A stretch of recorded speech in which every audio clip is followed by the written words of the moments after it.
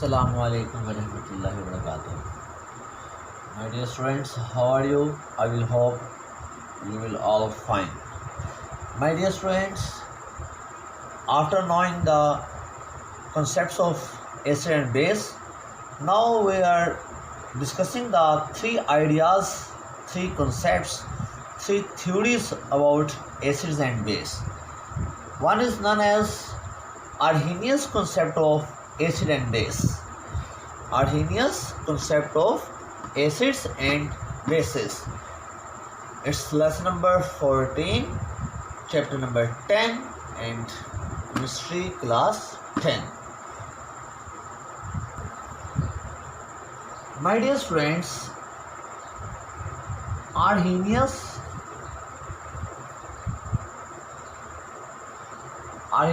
proposed his model, his theory about acid and base in 1787.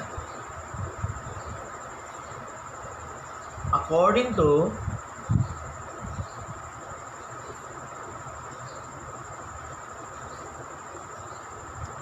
Arrhenius concept,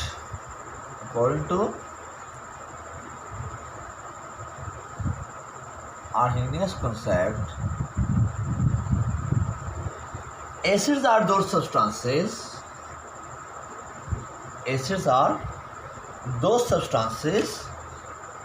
which dissociates in aqueous solution.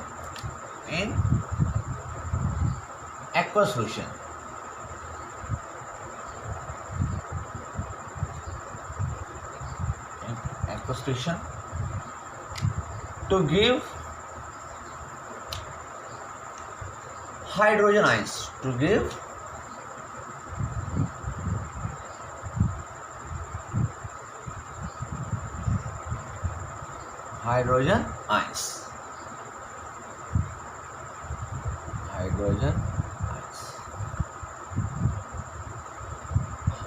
Arrhenius के concept के मुताबिक acids are two substances, acids वो चीज़ें होती हैं विच dissociates, जो break हो जाती हैं इन एक्वस सोल्यूशन. जब हम उस एसिड को पानी के अंदर डालते हैं तो उसे एक्वस सोल्यूशन कहते हैं जी. What is aqueous solution?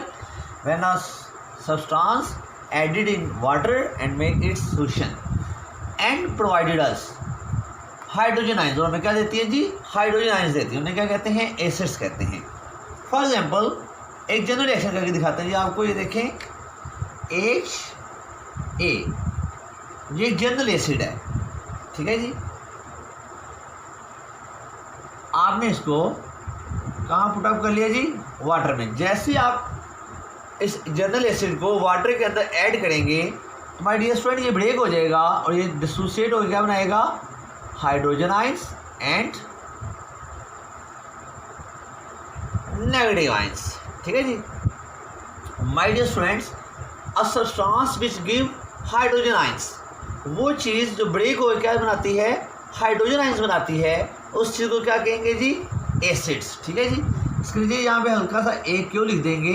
AQ for aqueous, it's called physical states. क्योंकि ये आयंस हमारे वाटर के अंदर हैं तो ये भी क्या हो जाएंगे जी? एक्वस.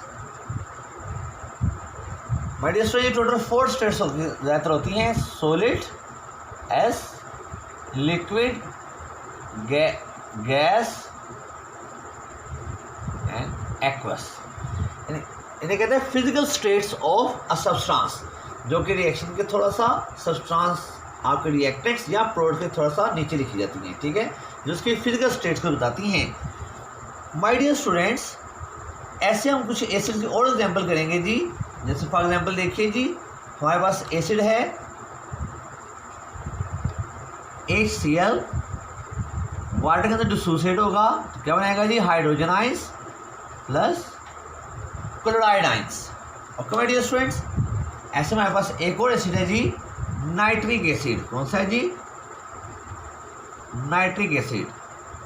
ये वाटर के अंदर डिसोसिएट होगा और क्या बनाएगा? Hydrogen ions and nitrate ion. Hydrogen ions and nitrate ion. My dear students ऐसे हमारे पास एक और एसिड है एसिटिक एसिड।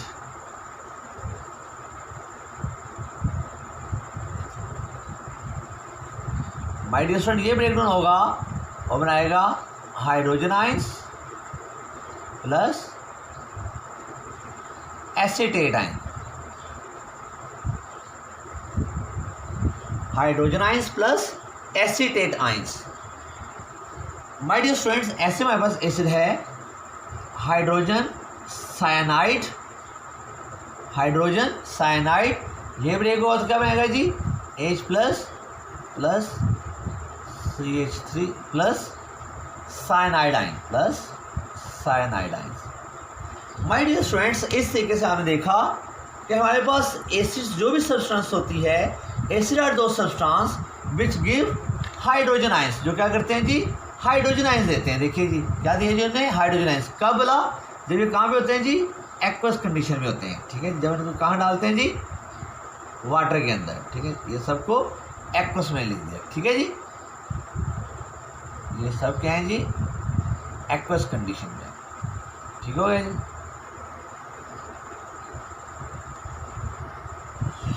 ये सब किसमें है जी एक्वस कंडीशन में है। Acid are two substances which give hydrogen ions in their aqueous solution are called acids. My dear students on the other hand जो आपकी बेसिस होती हैं,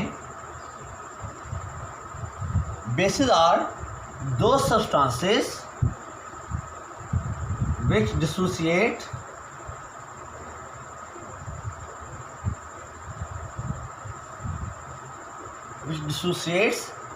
in their aqueous solution, which dissociates in their aqueous solution.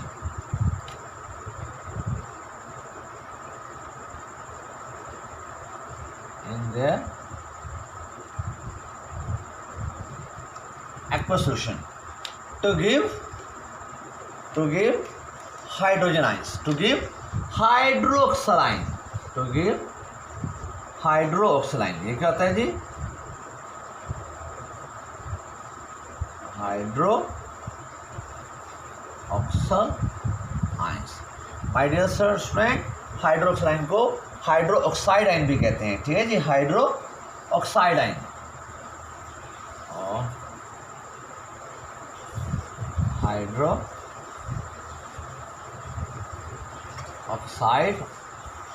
Ions.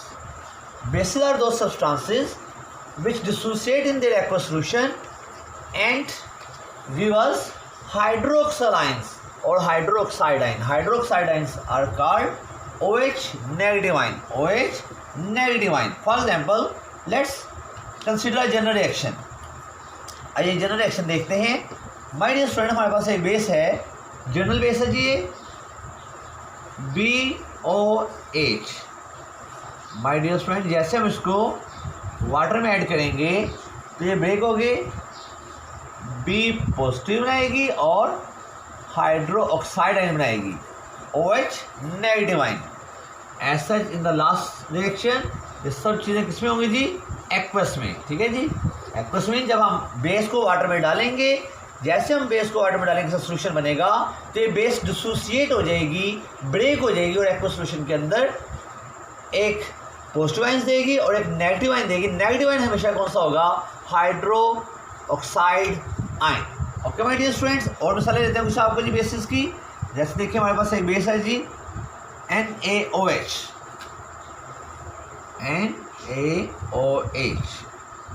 ठीक है जी, जैसे water में put up करेंगे जी ये ब्रेक हो जाएगी, Na+1 hydroxyl ions. Next my dear students एक और बेस की मिसाल लेते हैं जी। हमारे पास एक और बेस है पोटाशियम हाइड्रोक्साइड। पोटाशियम हाइड्रोक्साइड जैसे वाटर में ऐड करेंगे तो पोटाशियम आयन बन जाएंगे और हाइड्रोक्साइड आयन बन जाएंगे। ठीक है माय डियर स्टूडेंट्स, हमारे पास एक और बेस है जी ammonium hydroxide. Ammonium hydroxide NH4OH ammonium hydroxide. My dear students ये ब्रेक होके अमोनियम आयंस देगी प्लस हाइड्रोक्साइड आयन। ऐसे माय डियर स्टूडेंट हमारे पास बेस है कैल्शियम हाइड्रोक्साइड। कौन सी बेस है हमारे पास? Calcium hydroxide. कैल्शियम हाइड्रोक्साइड हमारे स्टूडेंट ये ब्रेक हमें देगी जी कैल्शियम आइंस, और कैल्शियम आइंस की वैलेंसी कितनी होती है जी? +2। कितनी वैलेंसी होती है जी? +2। और हाइड्रोक्सल ये देखिए वैलेंसी की -1 रहेगी, तो यहाँ पे हाइड्रोक्सल 2 है तो इसका स्टार्ट में लगा देंगे 2 लगा देंगे। माय डियर स्टूडेंट्स जब हम आइंस लिखते हैं तो उसको बैलेंस करने के लिए जो नंबर लगाएंगे वो इसकी लेफ्ट साइड पे लगाएंगे, ठीक है जी। और जो वैलेंसी होती है उसके टॉप पे लिखी जाती है, ठीक है जी, टॉप राइट पे लिखी जाती है। Okay my dear students, calcium hydroxide. एक क्वेश्चन है कि यहाँ पे 2 आया है, यहाँ 2 नहीं आया, यहाँ 2 नहीं आया, यहाँ 2 नहीं आया। इसकी वजह क्या है कि सोडियम की वैलेंसी +1 है, सोडियम की वैलेंसी +1, पोटाशियम की वैलेंसी +1, अमोनियम की वैलेंसी +1 और हाइड्रोक्साइड की वैलेंसी होती है -1। बोथ वैलेंसी आपस में कट हो जाएंगी, बोथ वैलेंसी आपस में कट हो जाएंगी, जबकि यहाँ पे इसकी वैलेंसी थी +2 और इसकी थी -1। तो हमने चैप्टर 1 में पढ़ा था how to write a chemical formula. Chemical formula कैसे लिखते हैं? तो जो वैलेंसी होती है वो क्या होती हैं? क्रॉस एक्सचेंज हो जाती हैं। तो ये +2 इधर आ जाएगा और ये -1 इधर आ जाएगा। -1 लिखते नहीं हो जब ये वैलेंसीज आप नीचे लेके आते हैं तो इनके साथ सिंबल्स यूज नहीं करते। ओके माय डियर स्टूडेंट्स, ये हमने 9th क्लास चैप्टर नंबर 1 में सीखा था, ठीक है। 9th क्लास चैप्टर नंबर 1 में हमने सीखा था। माय डियर स्टूडेंट्स अब हम आपको बताते हैं जी इसको इन शॉर्टकट, इसका फीडबैक लेते हैं जी। Acids give hydrogen ions in water and bases give hydroxide ions in water. ये हमारी क्या हो जाएगी? ये हमारी समरी हो जाएगी। और किसके मुताबिक है ये अकॉर्डिंग टू आर्हीनियस है जी, ये नहीं बोलना जी, ये अकॉर्डिंग टू आर्हीनियस है जी।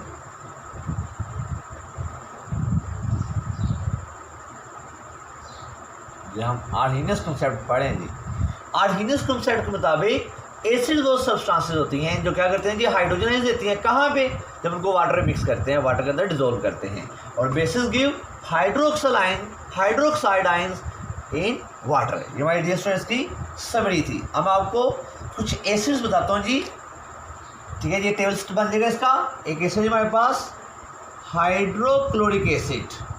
ओके माय डियर स्टूडेंट्स, एक एसिड हमारे पास नाइट्रिक एसिड, एक एसिड हमारे पास सल्फ्यूरिक एसिड, ठीक है जी। एक हमारे पास एसिड है जी फास्फोरिक एसिड H3PO4, ठीक है माय डियर स्टूडेंट्स। ऐसे हमारे कुछ बेसिस बताता हूँ जी आपको। एक बेस है हमारे पास sodium hydroxide, potassium hydroxide, calcium hydroxide CaOH whole twice, aluminium hydroxide,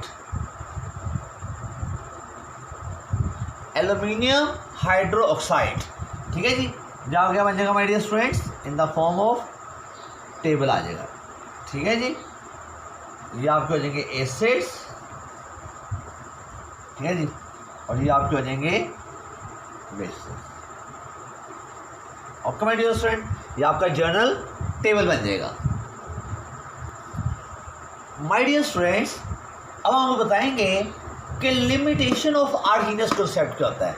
limitation का मतलब होता है कि कौन सी जगहें हैं जहाँ पे आर्हीनियस वर्क नहीं करता, आर्हीनियस का कॉन्सेप्ट एप्लीकेबल नहीं होता, ठीक है जी। तो ये जो कॉन्सेप्ट है आर्हीनियस का कॉन्सेप्ट, इसकी 2 लिमिटेशन है जी।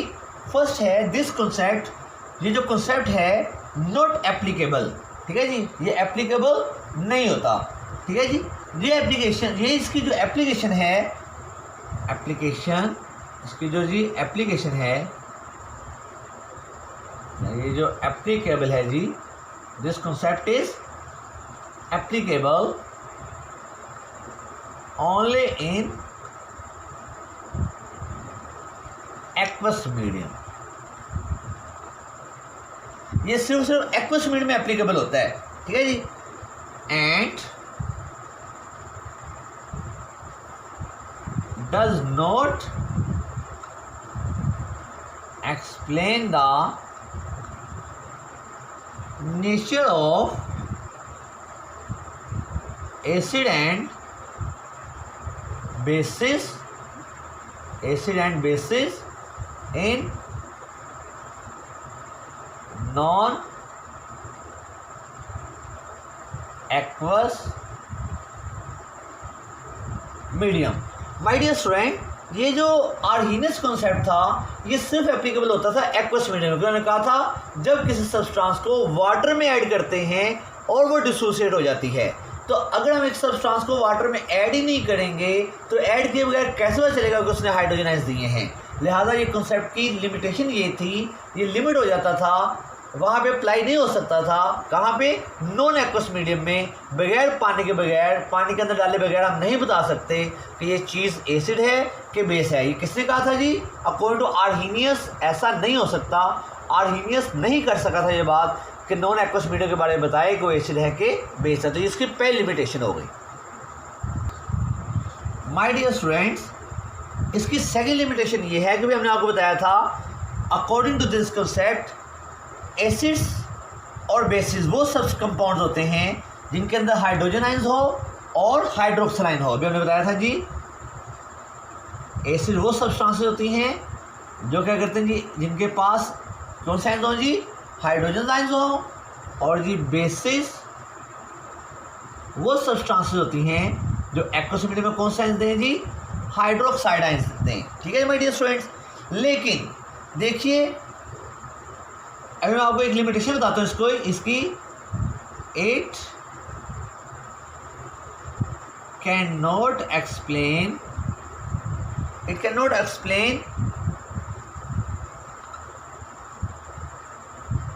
The nature of carbon dioxide. ये कार्बन डाइऑक्साइड की नेचर को नहीं बताता, जो क्या है, which is an acid. My dear student, ये कॉन्सेप्ट जो है कार्बन डाइऑक्साइड के बारे में नहीं बताता कि कार्बन डाइऑक्साइड एसिड है कि बेस है. अगर ये एसिड है तो इसे क्या करना चाहिए? हाइड्रोजन आयंस देने चाहिए. और अगर ये बेस है तो इसे वाटर में क्या देने चाहिए? हाइड्रोक्सिल आयन देने चाहिए. तो ना तो इसके पास देखिए हाइड्रोजन है और ना ही इसके पास हाइड्रोक्सिल आयन है. लिहाजा ये फिर क्या है? आर्हीनियस यहाँ पे आके फेल हो गया. ये इसका डीमेरिट था, ये उसका डिसएडवांटेज था, ये उसकी नाकामी थी. ठीक है, इसका ड्रॉबैक था. कोई नहीं बता सका कि कार्बन डाइऑक्साइड क्या है, एसिड है कि बेस है. लेकिन एक्चुअल कार्बन डाइऑक्साइड क्या होता है जी? एक एसिड होता है. लेकिन आर्हीनियस यहाँ पे नहीं बता सका इसके नेचर के बारे में. लिहाजा आर्हीनियस को क्या लग गई? लिमिट लग गई, महदूद हो गया. और इसी तरीके से एक और मिसाल देता हूँ माय डियर स्टूडेंट्स में आपको. देखिए it can not explain the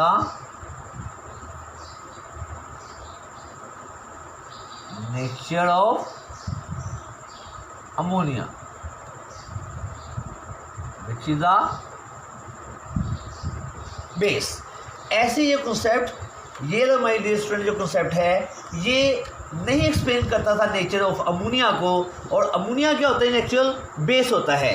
हालांकि यहाँ पे देखने में ऐसे लग रहा है कि इसके पास हाइड्रोजन मौजूद है और जो इसमें हाइड्रोजन मौजूद है तो मे भी पॉसिबल ये एक्वस सॉल्यूशन पानी में डालें तो हाइड्रोजन आयंस दे दे. लेकिन माय डियर स्टूडेंट्स, जो अमोनिया होता है इससे कभी भी इसने जैसे इसको वाटर में डालें तो उसे कभी भी हाइड्रोजन आयंस नहीं दिए, बल्कि ये क्या है? ये बेस है. तो जो हमारा कॉन्सेप्ट ऑफ आर्हीनियस था वो इसके बारे में भी कोई ज़्यादा एक्सप्लेनेशन नहीं दे सका कि अमोनिया क्या है. और अमोनिया क्या होता है माय डियर स्टूडेंट? बेस होती है. Okay dear my dear students, I will hope today you understand the topic very easily. Today's topic is important and tomorrow topic is more important. The name of the tomorrow's topic is Bronsted-Lowry concept. Bronsted and Lowry concept. It's much more important concept. कल मैं आपको फिर बताऊंगा acid और base की new definitions, लेकिन वो जो डेफिनेशन होंगे वो किसके मुताबिक होंगे जी? According to Bronsted and Lowry concept होगा जी। और अब मैं आपको होम टास्क बताता हूँ my dear student. My dear student, task today ये है, learn and write Arrhenius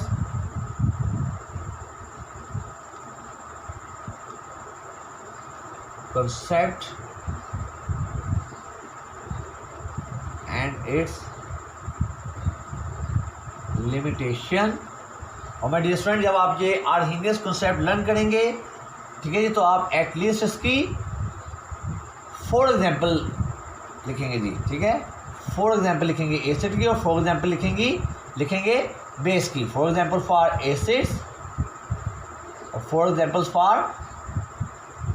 basis, ठीक है जी, in the form of equations, जो मैंने आपको इस लेक्चर के अंदर माय डियर स्टूडेंट्स लिख के दिखाई हैं। बहुत इंपॉर्टेंट टॉपिक है जी, शॉर्टकट से लिहाज आ सकता है। Define acid according to Arrhenius, define base according to Arrhenius. ऐसे ही माय डियर स्टूडेंट्स लिमिटेशन आ सकती है इसकी, write limitation of Arrhenius concept. मुझे उम्मीद है कि आपको आज टॉपिक समझ लग गया होगा। इंशाल्लाह कल मुलाकात होगी। अपना ख्याल रखिएगा। अस्सलामु अलैकुम व रहमतुल्लाह।